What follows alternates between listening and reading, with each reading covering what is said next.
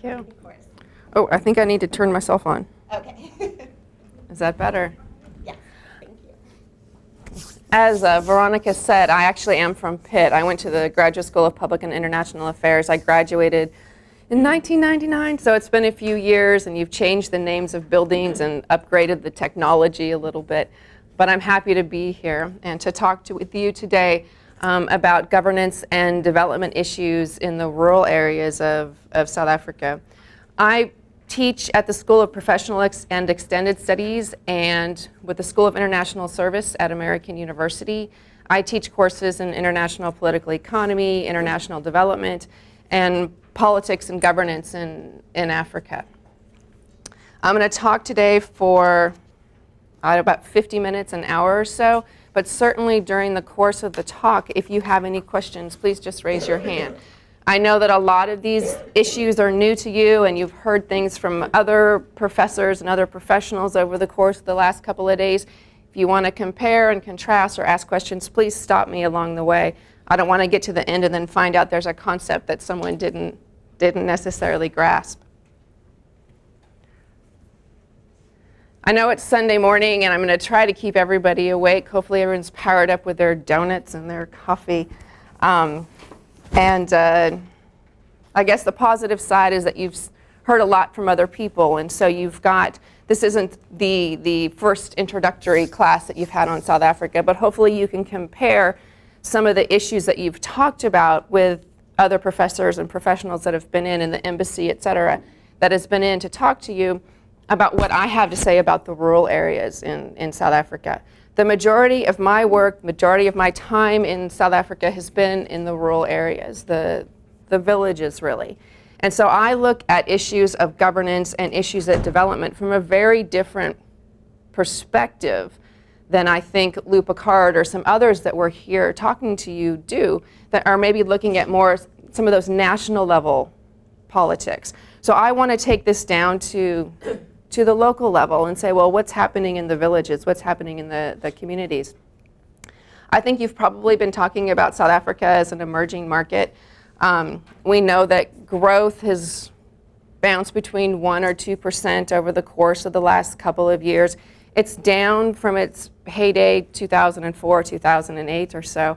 And the growth that we're seeing in South Africa is not adequate enough to meet the demands of the people that are looking for employment.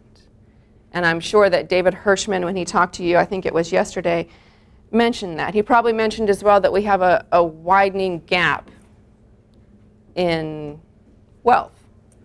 We know that the gap between the wealthy and the masses is widening. We know that the Gini coefficient is not a positive indicator for wealth in South Africa or for equality in South Africa, and that it is one of the most unequal countries in the world. And that poses a lot of problems in terms of political and economic development.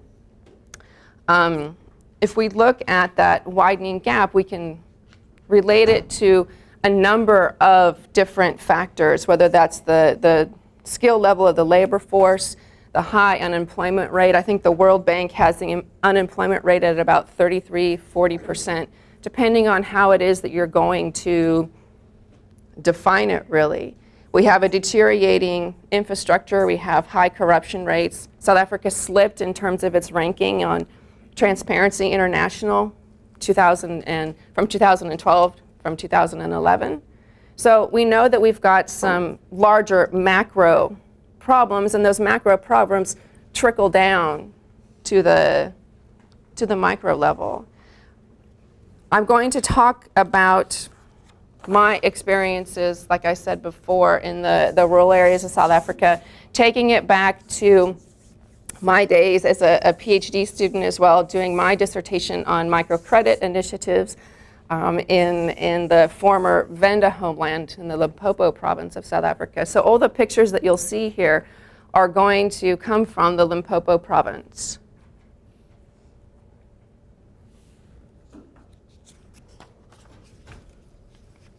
As you can see from the pictures that I've put on the different slides, and something that you might have the images that you have of South Africa, especially from the last couple of days, might be of the very developed cities of Johannesburg and Pretoria, Cape Town and Durban and others. This is going to take it down to the village level, that micro level.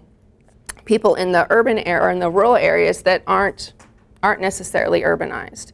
When I was in Thohoyandou, they'd put up a traffic light. It was the first traffic light in the province. And there were women that came in from the villages and they'd never seen a traffic light before. And sort of the urban legend in Thohoyandou was that a group of women had heart attacks when they saw these traffic lights because they didn't know what they were. And that's really simplifying that rural experience, I think, and making people seem a little bit less, having a little bit less wherewithal than they actually do have. But it's an issue of technology, it's an issue of how people live, but it's also an issue in the rural areas of services that people have access to, and we can talk about that as well. Why is the micro level important? Well, on one level, it's where a lot of people live. So if you have 40% of the population, 30 to 40% of the population living in the rural areas, that's significantly important. It's significantly important as well because a lot of these people that are in the rural areas are unfortunately living in poverty. The forefront of the challenges that people have with HIV/AIDS, with education, with nutrition, with a lot of these levels, these issues are in the rural areas. And so it's significant for that reason. It's significant because the rural areas play an increasingly important role in governance issues as well. There's very intricate links between the villages, between the rural areas and the urban areas. And so when someone comes in and talks about politics in Johannesburg or politics in Pretoria or what's going on with Parliament in Cape Town, that's not completely devoid of what's going on in the villages. There's linkages between the two, and it's important for us to understand those linkages if we're going to understand politics and development in South Africa. I put in here my experience in South Africa, and I've said before that I did research in the Limpopo province. I stayed in villages for a couple of years. So certainly if you have any questions as well on village life or cultural issues, I can certainly answer those or address them at the best to my ability as well. I'm sure by now you're all familiar with the map of South Africa. You've been at this for a couple of days now. So what do we mean by the rural areas? And I don't want to simplify really what we mean by a rural area. In this country, when you think of a rural area, what do you think about? Well, I grew up in a rural area. It had a town of 1,000 people. It was fairly rural, yeah. There was no elevator, there was no escalator in town. Not a lot of employment. People would drive to Sacramento for jobs and bring the money back to Jackson. Yeah? Kind of similar. So it's not completely out of our realm of understanding when we're thinking about the rural areas. About 40% of the population or so, or 19 million people, but it's decreasing. Why is it decreasing? Not a lot of jobs in the rural areas, not a lot of things to do. We've got a monetary economy. And even if I might like to stay in the rural areas, it might be very difficult for me to do so and still provide for my family. So that's something for us to think about. We've got 40% of the population, but who are those 40%? How are those households made up? We've got a predominantly elderly society, a lot of pensioners that are in the rural areas, a lot of children in the rural areas. So if I am in the rural areas and I cannot find a job, I might go to Johannesburg or to Pretoria or to Cape Town and get a job, but I might leave my children back in the village with my mother or my mother-in-law. And then I'm going to send money back to the village to support them. a lot of female-headed households in the rural areas. Why would that be the case? Well, I might stay at home and take care of the children, and my husband, who has more skills than I do, would then go into the urban areas and get a job there. Send money back for me. A lot of implications when we think about who are in the rural areas. When we think about just general poverty statistics, the World Bank would tell us, well, the elderly, children, and women tend to score less on nutrition levels, education levels, etc. And these are those people that are in the rural areas. Also, this migrant labor economy has implications for something else that you've talked about. Yeah? What would that be? HIV/AIDS, isn't it? If my husband's only coming back to the village once every 6 months, this has implications for HIV as well. And that migrant labor economy plays a facilitating factor in a lot of this. So if we look at the map here, if we want to say rural areas, and I said with a caveat that I don't want to oversimplify, what we're really looking at is the Eastern Cape, KwaZulu-Natal, Limpopo, and Mpumalanga, the Northwest, somehow the slide got a little bit messed up there, provinces coming from the Community Survey of South Africa giving us population statistics. So when we look at the places where that are predominantly rural in South Africa, if you look at this map, what does it coincide with? Does it coincide with that apartheid map that I'm sure somebody showed you? Hopefully. And if not, I'll show you in a couple of slides. If we look at the rural areas, and this is really just a review, the development indicators tend to be less than what they are in the urban areas. So if we look at electricity, we look at water, we look at toilet facilities, we look at literacy and numeracy, these are all tend to be a little bit less in the rural areas than they are in the urban areas. And from what I understand, these slides are going to be on Blackboard in any case, so you'll be able to pull up the statistics, so you don't need to worry about jotting everything down. Suffice it to say, the development statistics are a little bit less in the rural areas. So think about that map of South Africa and where the rural people were. Rural people, big generalization. And let's think about that apartheid map. And they do kind of coincide, I would say. We can look at this from a historical perspectives. We had a combination of settler colonial policies and the apartheid policies that really pushed people off relatively productive land and pushed that African population into reserve areas or homeland areas. Has someone talked about this, I'm assuming, with you? A little bit?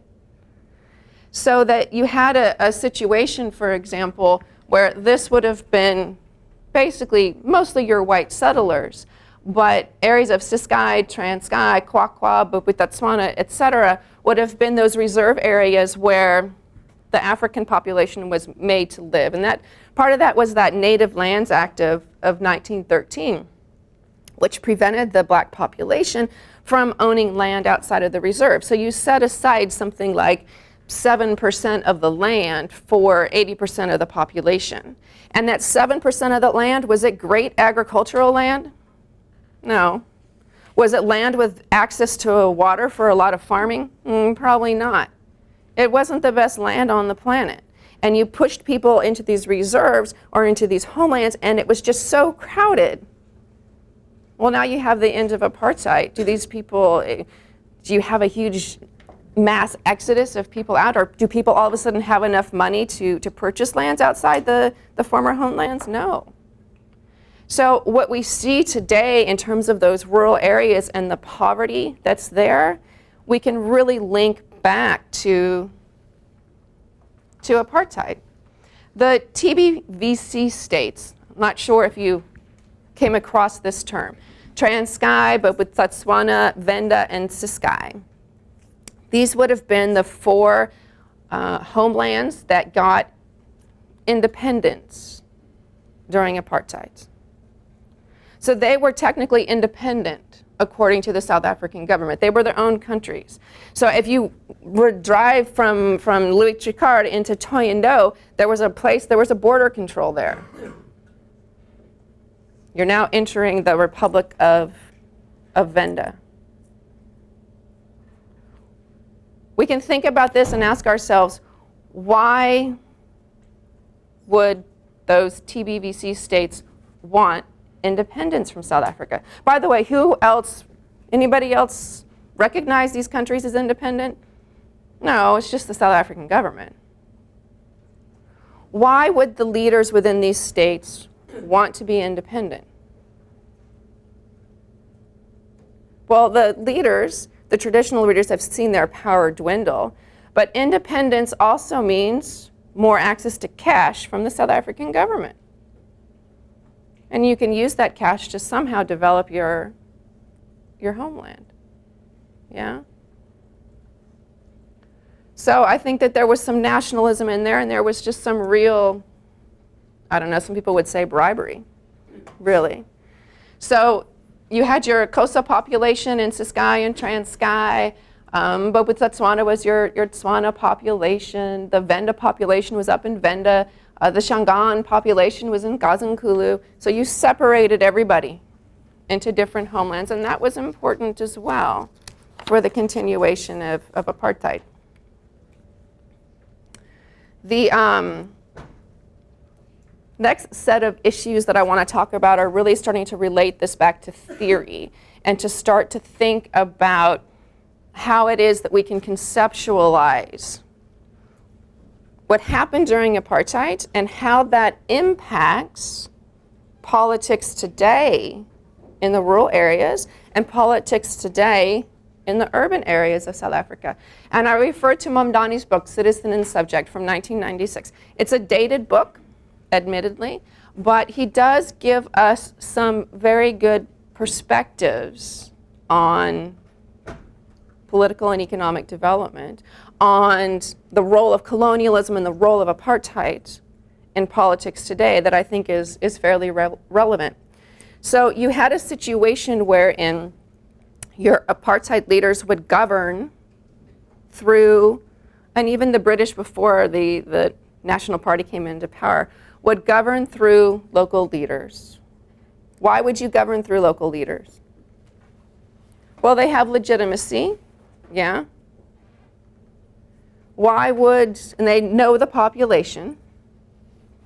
Why would the local leaders be in cahoots or agree to this? Well, they've seen their own power source start to dwindle, and it's a way to stay in power. That's what Mamdani tells us. They really had no choice. If I didn't agree with the British and then the National Party after them, well, I would just be dispossessed of my role as a chief. So if I stay in power, perhaps I can do the best I can for my people. So a lot of this was really divide and conquer.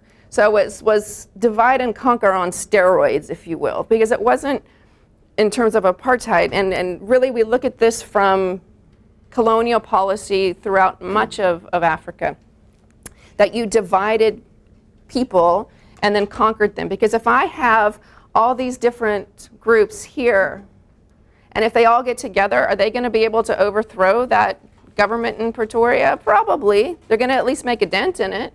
But if I can separate them as much as possible, if I can separate them by language, but perhaps more importantly, I separate them by what? By development level. So if I'm living in Venda, I have a university that I can go to. I buy into the system a little bit more. If I'm living in Ciskei or Transkei, I know that we're independent, as it were. And we've got a lot of white elephant projects coming in that are paid for by that apartheid government. Everybody knows what a white elephant project is? The government coming in and saying, well, let's build this stadium and it will house, I don't know, 10,000 people to come and play soccer. Are there 10,000 people in the village to play soccer? No. To come watch it? No. Most soccer happens just on some flat piece of ground somewhere. But what does that do? That brings what? Employment to people. So when I was in South Africa, when I was in Venda in 1994, 1995, the pensioner women would tell me my life was better during apartheid because I had a job. I built that soccer stadium. Is it ever used? No. Is it maintained? No. But I had a job. And that money came from where? That came from the apartheid government. And you try to talk to people and say, well, but you can vote now. Things are different. But during apartheid, we had independence. So you can see the complications. I got off track there. So you divide and conquer. You have two different governments. So I have this government in Pretoria that provides rights to the citizens that are there. And I have a government, the native authority is what Mamdani refers to it, that really tries to address that native question. That's what Mamdani calls the native question. He's Ugandan, by the way. He says that native question for the colonizer is, how do I control this rural population? How do I control the people in the villages? I need to control them. Otherwise, they're going to overthrow that government, that colonial government. Yeah? How do I control them? I separate them. I make some a little bit better off than others. I buy off the chiefs because if they don't agree with me, then they'll lose their position.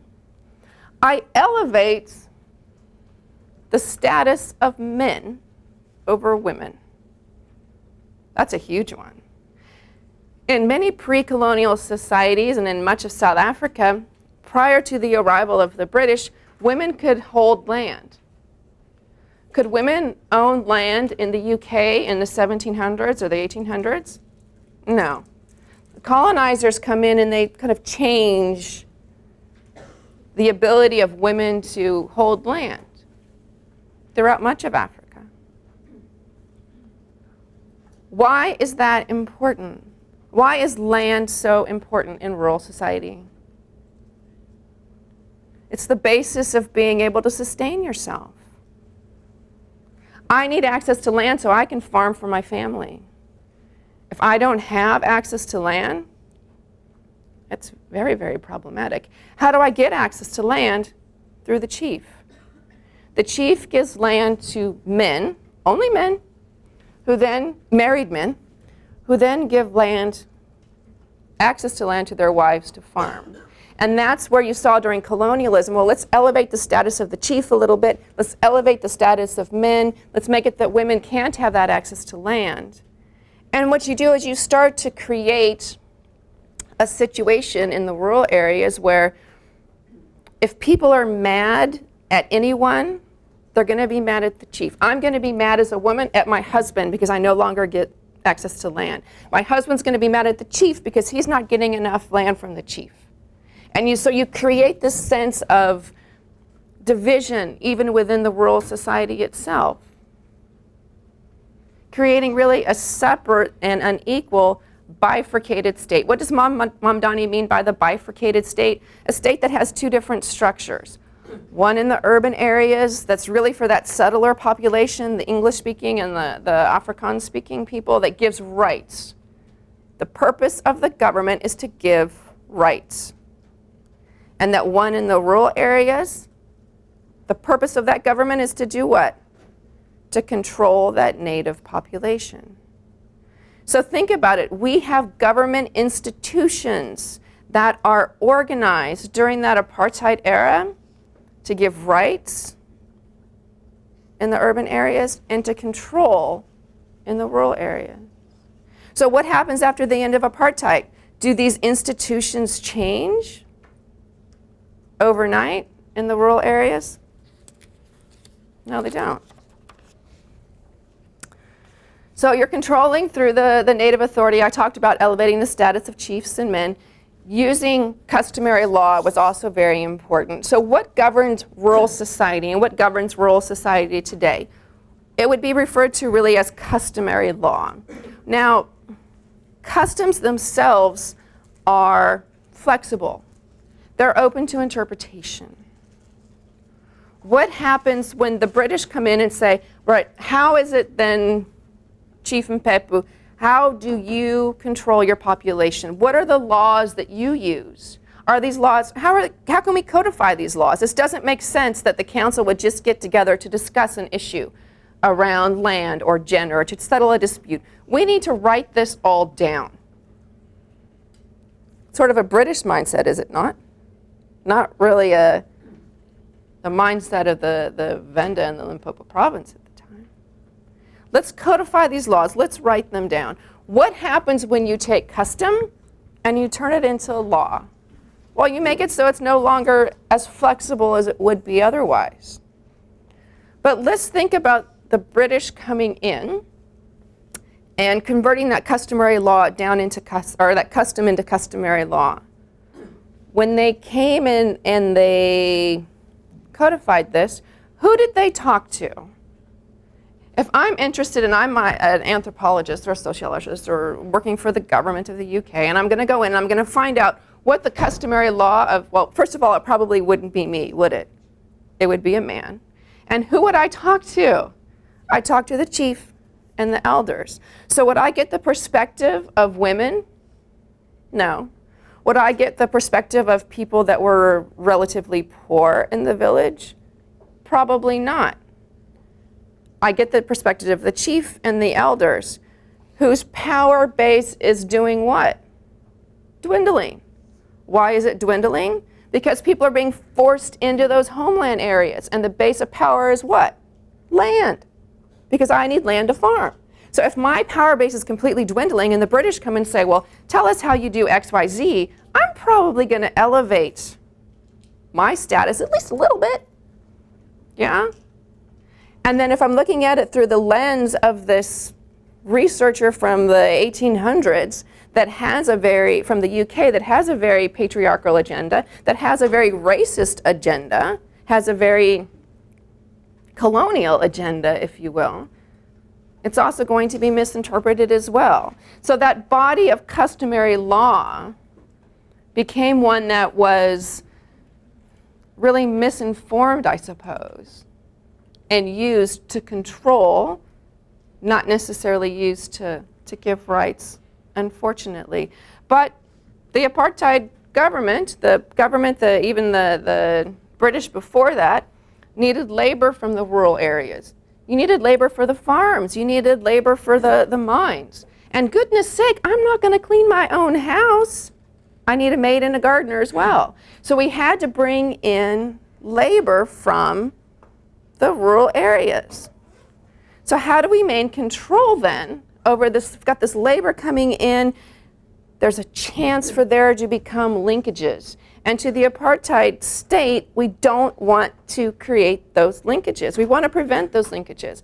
Because if there's a chance that these people from Venda can get together with the people from Botswana and have commonality between the two of them, just in terms of sheer numbers, they're going to overthrow that apartheid state. So we need to figure out different ways to maintain control. So again, we further divide the urban from the rural to prevent those linkages. People in the rural or in the urban areas given a slightly higher standard of living. So there were differences in economics and education and language that really helped to maintain those divisions. Well, we know, and really keeping the dissatisfaction local, as I talked about before. Well, we know that didn't work, and I'm sure that somebody along the way has talked to you about the end of apartheid. We know that protests in the urban areas started in the 1980s onwards, that linkages did occur between the rural and the urban areas, and that South Africa ultimately had its democratic elections in 1994. I would suggest if you want to fill in the blanks theoretically about how these linkages occurred, that you read Mamdani's book, Citizen and Subject. He compares South Africa to Uganda, and it's a very interesting book. But it would give you some theoretical perspective on those linkages and how they occurred, to sort of fill in the blanks, if you will. So if we look at that apartheid legacy, so what does this mean for political and economic development in the rural areas today in South Africa? Well, we have the issue of land holdings. We know that South Africa has a land holding issue, has a land holding problem, so that those 7% of the population, or of the land for 80% of the population that was outlined by the Native Land Act in 1913, we know that's changed. The World Bank now says that about 30% of the land is in the hands of the black population, but that's still not enough. And that doesn't tell us, when we say 30%, that doesn't tell us about the quality of that land. A significant amount of land is held by the commercial farming sector, and this has made it's a conundrum really for the South African government that would like to have more land reform, but knows that a significant portion of that land that is suitable for farming is in the commercial farming sector, and that sector produces that economies of scale, that the produce is relatively cheap, and that keeps people in the urban areas happy, keeps people in the rural areas happy to a certain extent if they can purchase foodstuffs as well. So we know that land is an issue, that legacy, that holdover from apartheid. The other development indicators that I talked about as well earlier that are in the slides, that would be another economic legacy of apartheid. And that various political or development programs that the South African government has tried to put into place since 1994, the Reconstruction and Development Program, GEAR, the growth, employment, and redistribution policies, other macroeconomic policies have not been successful really in developing those rural areas. And part of that could be related to some of those economic problems that I talked about earlier in terms of unskilled labor or political issues such as corruption. But part of it as well is because of failure of governance. If we think about the apartheid legacy and that political legacy of apartheid, what it really comes down to for me are those institutions that were created during apartheid. And I don't mean institutions like the soccer stadium that they built in Thohoyandou, or downtown Sibasa that doesn't have any shops, all the shops are vacant, but ways of doing things. So we talked about that bifurcated state, the government that give rights and the government to control. At the end of apartheid, that government institution that was there, that bureaucracy that was not merit-based, the corruption, the inefficiencies that were in the system, that seemed to be endemic in the system, they just didn't go away overnight.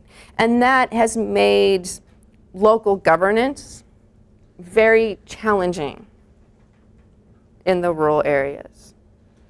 So, if you want to get a driver's license and you're in Thohoyandou several years ago, it might take you a few weeks to actually be able to sign up to get a test. Or you go to the Department of Home Affairs for immigration or passport or any sort of government document, and you might be in line for a couple of days. Or you get your government pension check and you want to deposit it at the bank. People used to line up the night before to be able to cash their checks. So we've got a lot of mismanagement and corruption of ways of doing things in the governmental sector, but also in the private sector.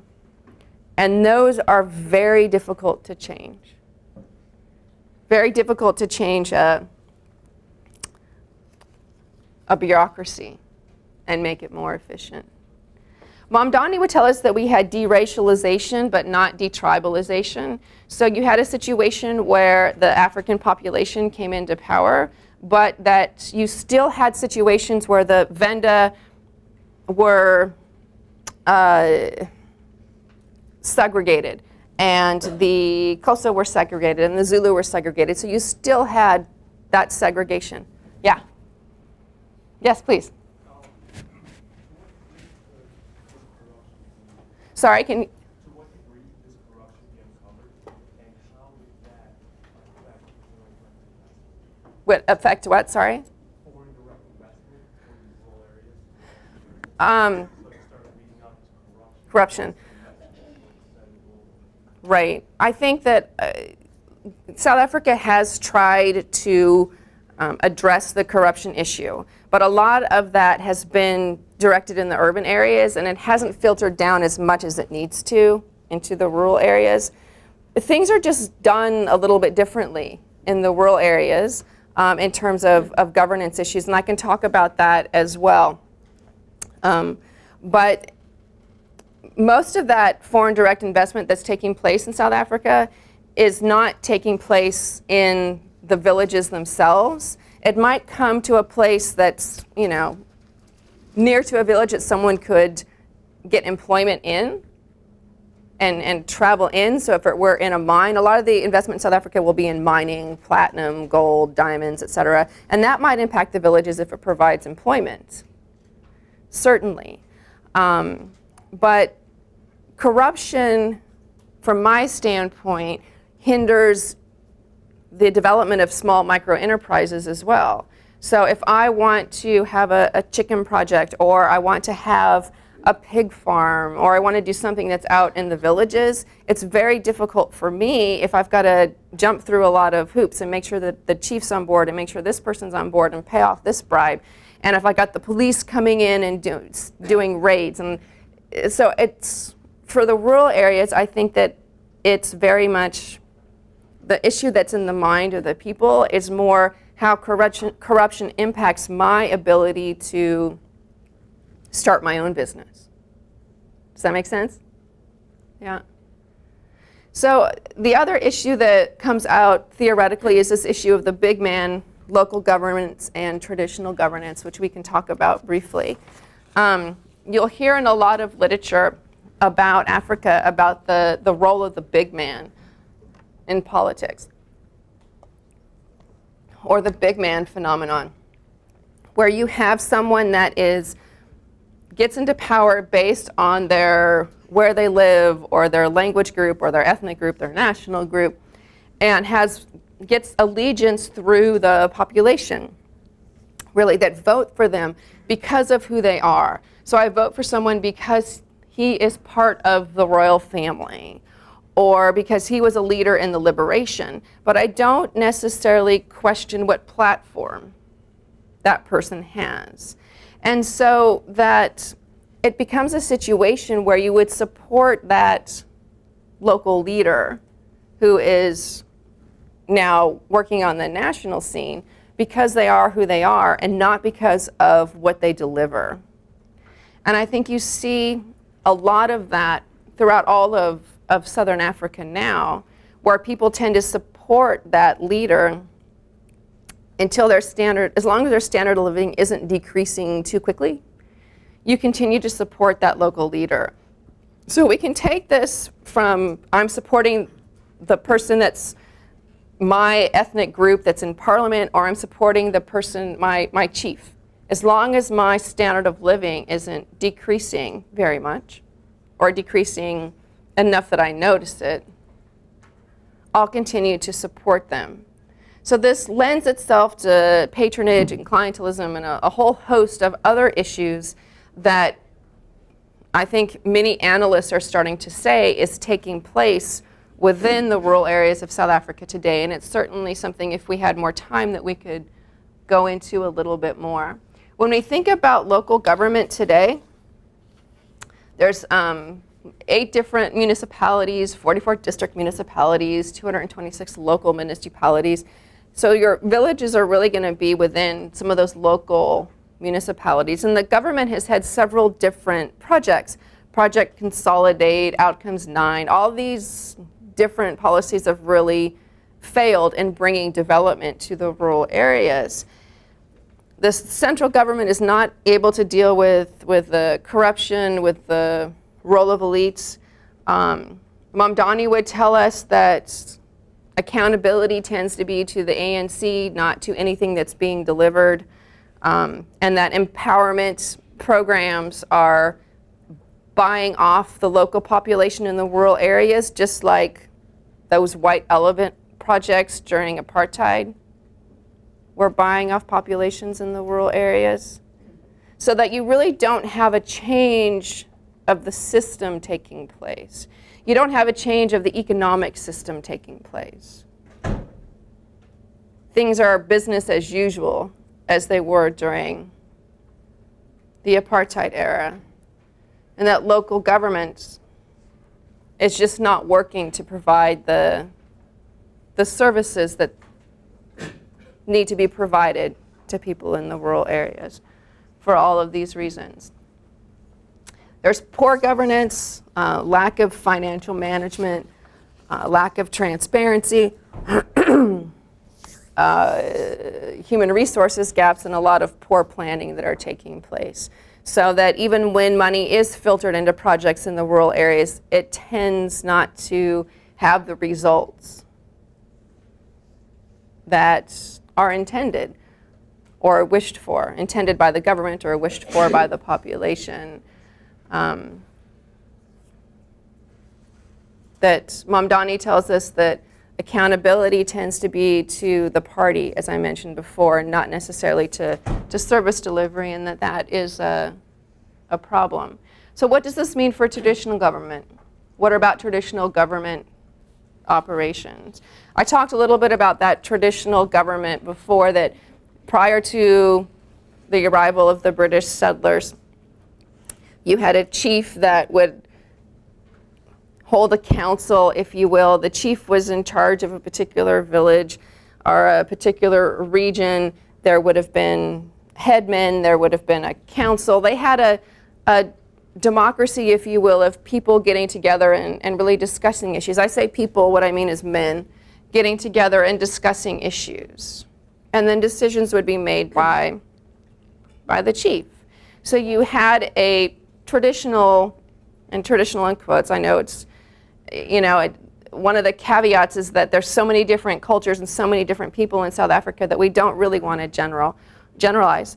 But you had a governance structure that was really based on discussion. And although the chief would make the ultimate decision, you would have a lot of discussion amongst the population.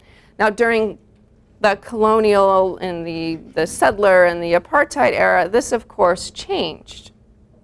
So you had a situation in the rural areas then where those councils no longer existed to a large extent, because that the position of the chief was elevated to such an extent. So does that change at the end of apartheid? Not really. Those institutions are still in place that really limit the discussion that's taking place in the rural areas. It started to change, and in a lot of villages where I was throughout South Africa, chiefs are now starting to hold more councils and have more discussions with the population. But the reality of it is that things have changed, and culture has changed, and customary law has changed to such an extent that some of the checks and balances that would have been in place prior to the arrival of the settlers are no longer there. So that is very challenging. For instance, in Venda society 300 years ago, every decision that a chief made, he had to get the approval of his eldest sister. And that was a way to provide a check and balance, really, on, well, how is this decision going to impact women? Well, that starts to change during the settler period and during apartheid, yeah? Is the chief in Venda, are the chiefs now going to their eldest sisters? Probably not. So a lot of those checks and balances are no longer there. There's the National House of Traditional Leaders, and what that does, you've got a national house where I'll get to you in a second, where the traditional leaders get together, they discuss issues, and the traditional leaders throughout the country, and they provide advice to the local government to provincial government to national government. And that's really the role of where traditional leadership is today in South Africa, is providing that advice. The rationale here, or the reason for this, is the thought that these chiefs are in touch with the population. They know what is needed for development. They know the projects that are needed in their villages. They have access to, or the ones technically that still allocate land. So in terms of all of those social issues, we really need to get chiefs involved in service delivery and in development so that they can be partners with the local and the provincial and the national government. Yeah? I was wondering what some good changes that were brought to the traditional customs from the Dutch. Because I know, like, when the British came to India, they banned sati, where they would throw brides on funeral pyres. I was wondering if there was some, like, we heard some things that they messed up, but is there some, like, Right. Well, I mean, it's all going to be how you perceive it, I think. Some people would say that the British coming in and saying, well, you can't, in certain instances throughout Africa, you can't have polygamy. Some people will say, well, that's support for women's rights if you can't have polygamy. Some people might say, well, but, you know, I actually like having a polygamous household because I don't have to deal with my husband every day. So a lot of that kind of just depends on perception, but probably polygamy. Some people say that with the arrival of the settlers, you had education, you had better health care. You know, you had people getting inoculations. And so it really depends on where you sit, I think. The big cultural issue I would have to say is probably polygamy. The other issue that comes up in a lot of countries throughout Africa are issues of initiation and traditional healing. So you've probably heard of initiation rites that might include male circumcision, might include female circumcision, or what's been called FGM as well. And in some cases, the colonizers tried to outlaw that, if you will, that you would, or try to stop those practices. Not with a great deal of success. And I must say that today, these traditional leaders, these chiefs, are very important in some of these health issues. If you have initiation ceremonies taking place in Ciskei and Transkei, where boys are getting infections from being circumcised at age 14 or 16 out in the bush with a knife, you're going to need to get those chiefs on board from a governmental perspective to help to bring a different belief regime in how it is that this initiation should take place. So it's very important from that perspective to have the chiefs on board. Questions going forward, and I would urge you to think about how things have maybe changed. Mom Donnie would tell us that we had this situation where the chiefs were acting in their self-interest. Has that really changed? Can we expect that to change? These empowerment programs that the government brings through, Mama Donnie would say, well, they're just buying off the local population. The powers that be, as you will, are not in a position of changing the economic system or changing the political system. So you just get a little piece of it rather than changing the system that was very unequal during apartheid. What is the role for traditional governments in a democratic society today? Well, I'm going to be, if I'm a chief, I'm going to be male, and I'm not going to be elected. It's going to be passed down generation to generation. So what role should that chief play in a democratic society? Should that chief provide guidance in terms of development projects that come in and advice? Or should that chief control where that development project is put? When I was staying up in a village in Venda, in a particular village, the government came in and said, well, we're going to build a couple of boreholes. We're going to build some wells.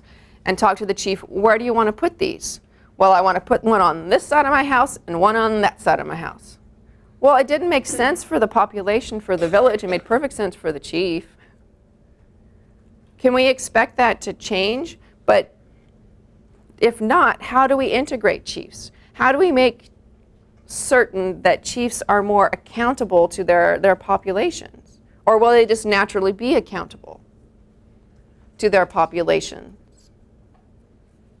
There are some elements of democracy within the Council of Traditional Leaders where you've got some elections taking place and some people are elected and there are some women involved. So the government has recognized that we can't just be getting advice from the chiefs, we need to bring other people in as well.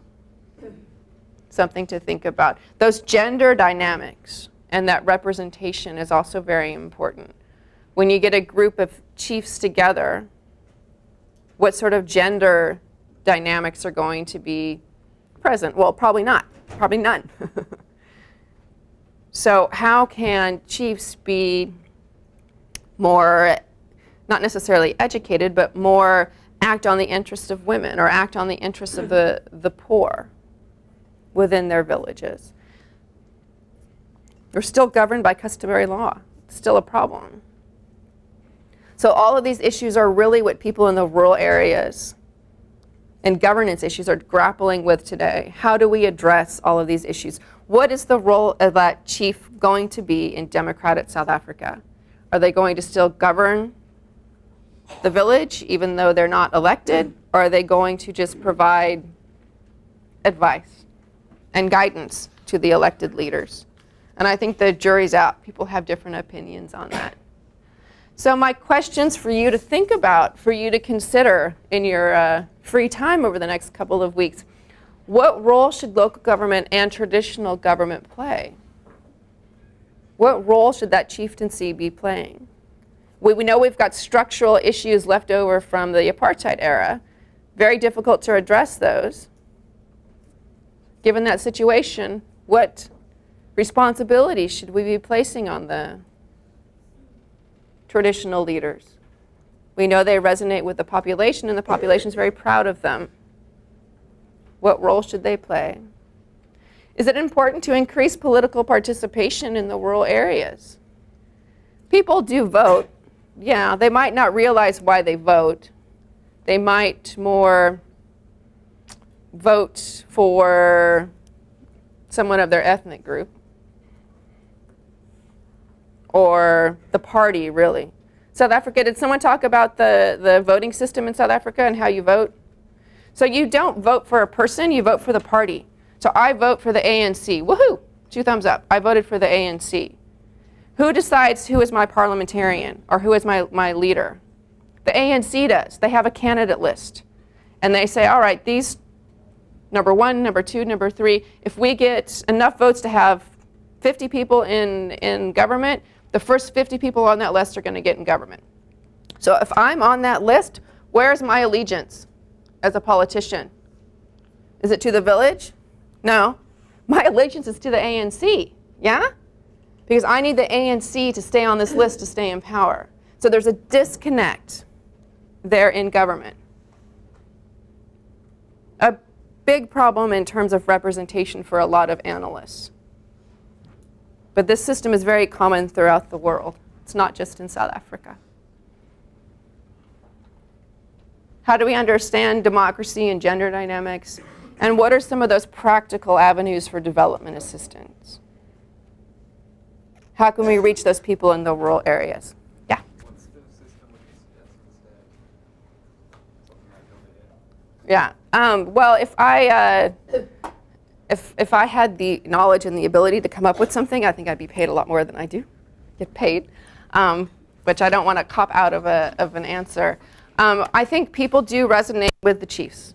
I think that people in the rural areas feel as if the chiefs are very important to their lives, that there's a lot of respect for the chieftaincy. So in my mind, when I have seen projects work, it has been in conjunction with those chiefs, but it's also a process of changing the mindset of the chiefs. So for instance, there was the Venda population has a very complicated initiation ceremony for boys and girls as you go through puberty. And it doesn't involve, cutting of women or anything, but it's more sex education and learning how to take care of children, learning the basics of breastfeeding, all the things that, we pay people here to teach us, I suppose. So you would go to this initiation school and learn a lot of these issues. And one of the things that a local NGO was saying was that, well, we need to integrate HIV education into some of these initiation ceremonies. We'll have all girls together. We can talk about HIV, the transmission, and the biology behind the transmission, so that it demystifies something that a lot of the elders say is just witchcraft, or a lot of the elders don't necessarily you did this to yourself kind of thing. A lot of the elders don't necessarily understand. So we'll talk to the chiefs, get them on board. The chiefs aren't part of the female initiation, but if the chiefs meet with the women elders and say, look, you guys need to do this HIV/AIDS education, it's important. But beyond just HIV/AIDS education, we need to make sure that a girl knows it's okay to say no to a boy. So we need to change that mindset of that 14 or 15-year-old girl. And really, from the NGO perspective, the most successful way to go about this is through the chiefs, who then talk to the female elders, who then create some sort of cultural change. Has anybody seen the movie Moolad? It's a really great film. It must be in your university libraries. Moolaade, Moolad. Someone must have seen it. You're just shy. It's a film based in Burkina Faso, but it's a very interesting, it's a feature film. It's an incredibly interesting story about 3 girls that decide they don't want to go, or 4 girls that decide they don't want to go through initiation processes. They don't want to go through this whole initiation school, the puberty school. And so they take shelter in another woman who they know that's going to support her or support them. And in the end, these girls don't have to go through the ceremony, because you see the connections between men and women and the chieftaincy, and the important role that chieftaincy played in changing the mindset of giving women more rights. Moolad, I would really recommend watching it. It's a little bit, don't do it like on a Saturday night with your boyfriend or girlfriend. It's a little bit intense of a movie, but it certainly is worth watching, just from the perspective of westernization and globalization, modernization and change in society, and gender relations and the role of men and women. So past just working with chiefs in terms of development programs, I do think that people resonate with the chiefs maybe more than they resonate with that leader from the ANC that's not coming back to the rural areas to talk to them. You don't have a situation really where you have constituency outreach. There's no real reason for me to have constituency outreach in the rural areas, because I'm being voted in essentially by the ANC in Pretoria. So essentially the chief could eventually be the link for the population to local government, to national government, to some real constituency issues related to the democratization process. So perhaps what we have growing out of South Africa eventually would be a different kind of model, and not necessarily a model that we can understand in terms of a Western framework. Is there any other questions? Please. Could you elaborate a little more on the feelings of these people in these rural areas? They're living with basically no electricity, no water. Do they grow up getting out of this lifestyle, moving on to the urban areas, or do they feel that this is pretty much, what they're going to be doing forever, and then go to the next generation there? We've heard education is hard to come by. So what's the feeling of the future? Is there hope? Right. Well, Well, the first thing that I would ask us to do as a group is to step back and try to push aside our Western framework of how we define development and how we define standard of living. Maybe not so much the standard of living issue, but maybe how we define development. And a lot of the people that I was working with in the rural areas were very happy with their lives. Sure, they wanted to have better food and better nutrition and better health care, but for them, development wasn't moving into Johannesburg and living in a high-rise. For them, development was being able to take better care of their children and making sure their children were able to go to a good school and that their local school was actually functional. In Toyando, they opened up a new wing of a shopping center at one stage. And school just closed for the week because the teachers went shopping. Seriously, they went shopping for the week. And so there was no school. And so the girls, I lived in a part of a village where the girls were very concerned because they had their exams coming up in chemistry.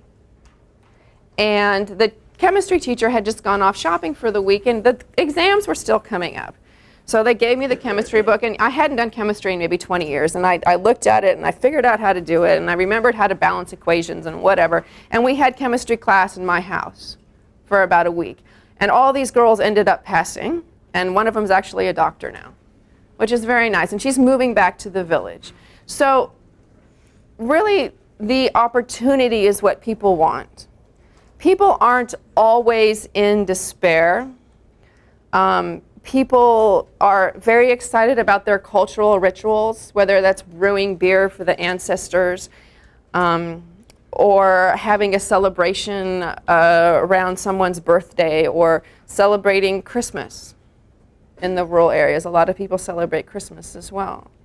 So rural areas are it's a very rich place to live. It's a very family-oriented place for a lot of people. I think a lot of people in the rural areas would like to see life in the rural areas just be more sustainable. I don't necessarily want to move to the city, but I would like there to be a clinic that actually operates and has a decent doctor and gives out medicine that's not expired. I would like the school to actually have books and not have 4 kids sharing a textbook that's 25 years old. I would like there to be more food available. I would like it that I didn't have to have my family split up so that my husband's in the urban areas working. So I think for a lot of people, they would like to see those changes in the rural areas to make their lives easier. But it doesn't necessarily mean that everyone wants to move to the urban areas. And there's definitely a mindset amongst a lot of people that growing up in the rural areas is you're more in touch with the land, you're more in touch with your culture. You're going to learn your local language. You're not going to be speaking English in the urban areas. And that's important to a lot of people for their kids to grow up in the rural areas. This all being said, the rural population, the percentage of the rural population is definitely decreasing because people are moving to the urban areas. There's just no opportunities in the rural areas. And it's also, the big city lights. I grew up in a town of 1,000 people. Was I going to stay there? No. Was every single one of my family members going to stay there? Yeah. It's a matter of opportunity, I suppose. Are the people that are there any worse off than I am, or are they unhappy with their lives? No. But there's a lot more opportunities in the rural areas where I grew up than the rural areas of South Africa. Does that make sense? Mm-hmm. The model of economic empowerment, justice village, more of a cooperative foundation, is that something that would apply for villages like these? Well, there's a lot of people get together and have various cooperative enterprises, I suppose. There's a lot of microcredit that takes place spontaneously. So it's not like Grameen Bank, I'm going to come give you a loan, but it's 10 people getting together, each putting, 100 Rand in every month. And then you've got 1,000 rand, and then one individual will take it 1 month, the next individual will take it the next month, the third individual will take it the next month. So you sort of have these rotating, they call them ROSCAs, rotating savings and credit associations, where people are getting money essentially for spending, conspicuous spending, but they also use it oftentimes for various projects. Or you might get a group of people that come together and say, well, we'll each save up 1,000 rand over the course of the next year or two, and then we'll start a chicken project, or we'll start a pig project. Piggeries are pretty difficult because of the amount of water that's needed. Or we will start a vegetable project. I think the difficult thing in the rural areas is differentiating yourself from other business people. The local economy can only handle so many chickens and so many tomatoes. And so trying to figure out what else can you actually do. In closer to the urban areas or closer to the peri-urban areas, you might be able to have crafts that you make and sell to the tourists. If you're close to Kruger Park, you're going to have a lot of tourists coming through. So some people might have craft-type cooperatives. There's a lot of farming cooperatives where you would say, rather than just farming on your own little piece of land, the chief might give you a better, bigger piece of land, and then a group of people will farm that together. And then each family would take a bit of that crop that's coming off, and then they would also sell the rest at the market. So there's a lot of different micro-enterprise and informal microcredit opportunities that people are taking in the rural areas to supplement their income. It's not just subsistence agriculture anymore. That being said, statistically speaking, the rural areas are dependent on pensions from the government and remittances. So if you look at the World Bank statistics or the Human Sciences Research Council coming out of South Africa, statistically speaking, those villages are dependent on the remittances from my husband or my father, or my grandfather, whatever, working in the urban areas and sending the money back, or my mother working in the urban areas and sending the money back, or from government pensions. If you're over a certain age and you don't have access to income, the government gives you a pension check every month. And it's not a lot of money, but it's enough to be able to buy a bit of food. And so a lot of people in the rural areas are dependent on those pension checks, which really gets back to the question from before of how do people want things to change? Well, I think they want more opportunities. They want that standard of living to go up. Absolutely. But it's very important to people as well that they continue with their cultural traditions, and that I learn the dances that I'm supposed to know as a Shangaan woman, or that I know how to cook their traditional food. Those cultural traditions are also very important to people. Yeah? How do you change the tradition? How do you prevent this mass urbanization? How do you want to develop rural areas? Yeah. What is your suggestion? I think it's easier said than done. One of the things that has been suggested or that has been done is different factories that could have been located in the urban areas to locate them closer to the rural areas so that people could travel in. There's a furniture factory in one of the rural areas of it's between Limpopo and Northwest Province, where people from the villages are able to get some employment there. They also make very intricate carved doors and that sort of thing that are for sale in the urban areas. There's been some talk about trying to move some of the facilities.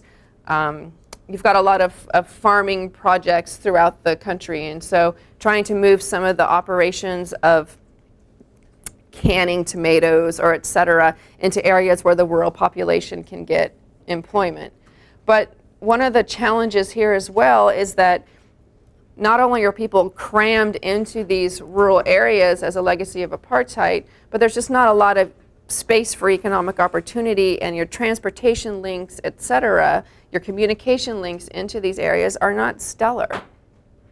And so your economy was really based from Johannesburg, get it out to port, Durban, get it out to port, and not necessarily, Toindo or Sibasa, get it to Joburg, get it out to port. And so those transportation links in that are really supporting more of an urban-based economy. I suppose it's kind of similar to many rural places here. It's not a phenomenon that's just in South Africa. But the government has been cognizant of trying to start different companies and give incentives to companies to maybe try to have that rural employment. I think there was a hand over here and then something over here. Yeah. So I was just wondering about when it comes to stuff like circumcision and childbirth, has there been a precedent set about preserving a culture and maintaining health? I think,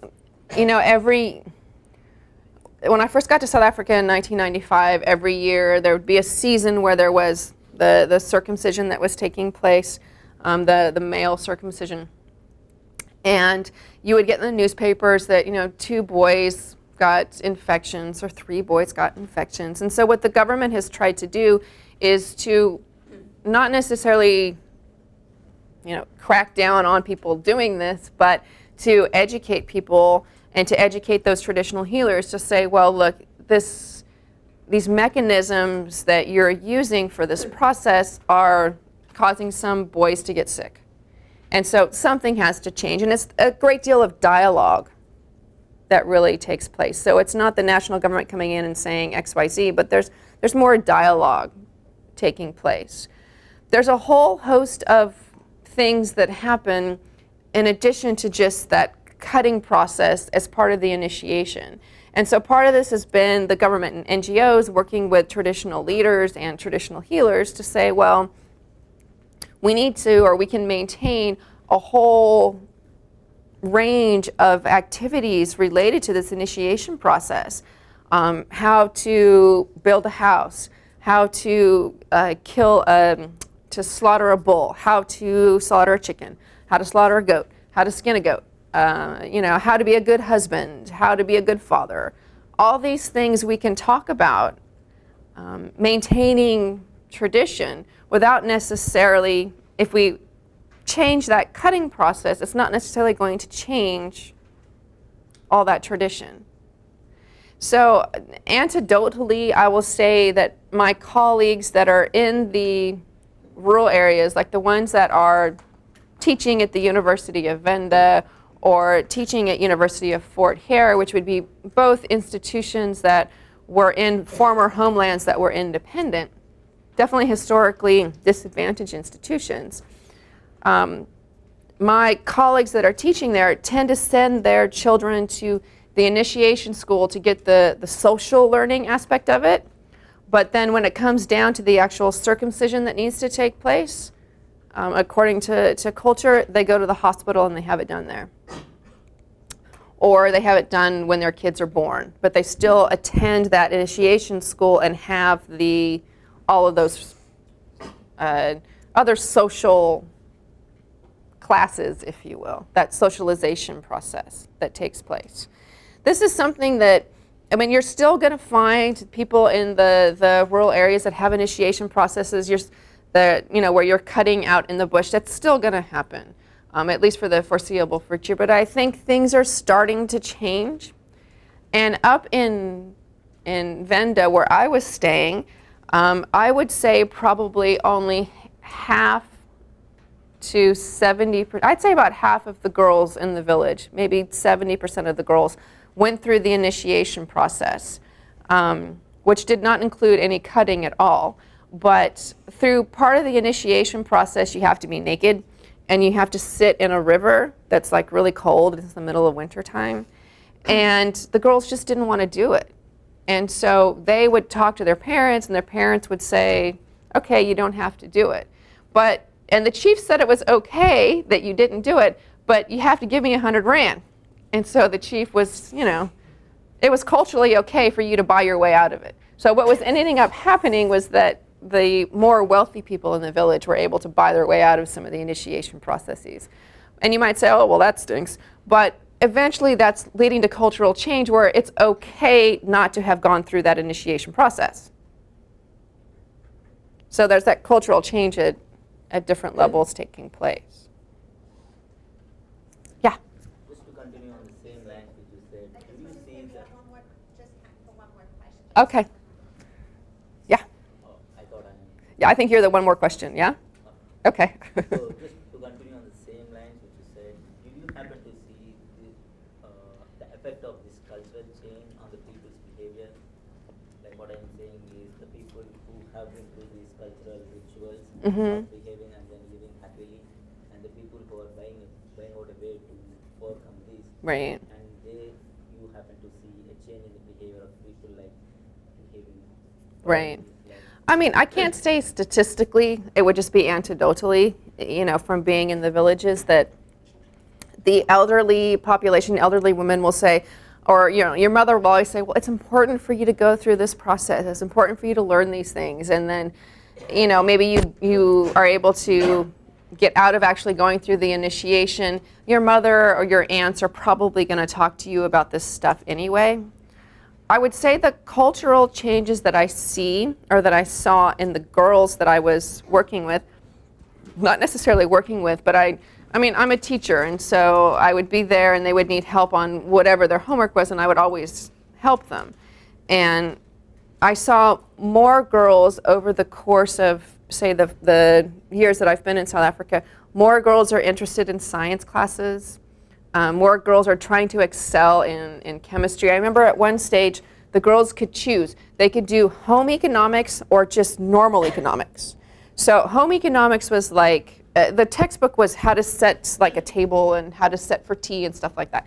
And then the economics was the normal economics. And so I told the parents, look, I'll teach them home economics and have their teacher teach them economics. And that was fine to the people in the village. They thought that was, dynamite. So the girls got both, and they'd come over to my house and, look at the textbook and figure out how to set the table and that kind of stuff. So they got both that home economics that they needed, culturally maybe, and then they got the economics from the schooling. So I think that the girls are starting to change in that way and really embrace other subjects. One of the things that was maybe a little bit more thought-provoking and maybe to some disturbing would be that there's a lot of Western TV now coming into the villages. So you could hook your TV up to a satellite or a car battery or whatever. And when I was in Zimbabwe in the early 90s, the one show that was the most popular was the World Wrestling. And people would they just loved it. They come from all over to watch it. But in South Africa, it was The Bold and the Beautiful. And I saw girls in the villages say, well, wait a minute, I want to be skinny like, that girl on TV. And again, this is just anecdotal. This is nothing statistical. But I saw the change of the image of what was beautiful in these girls' eyes, that before it would have been full hips and full breasts, and then it was sort of getting smaller like somebody on Bold and the Beautiful. And I remember one of my first nights in the village, and one of the girls said, well, when are you going to put on your makeup? And I was like, what? She's like, well, all the girls, this is a 8, 10-year-old girl. All the women on Bold and Beautiful wear makeup to bed. When are you going to put on your makeup to go to bed? And I thought, wow, these are images that we really, shame on us that we make these things. Maybe you love Bold and the Beautiful. I don't know. I don't want to criticize someone's love of Bold and the Beautiful. But it had an impact on some of those people that I was working with in the village that wasn't a positive one. Just in terms of body image. There was one girl who's had an uncle that was a doctor, and he actually prescribed an appetite suppressant for her so she could lose weight to be more like one of the girls on Bold and the Beautiful. And those were really sad stories that I think are probably something that would be very interesting to study. If you want to do a PhD in this, it's something that I would think you could probably do a really great dissertation on, and looking at some of these Western TV and some of those influences. Yeah. I think that was the last question. Well, thanks very much for having me.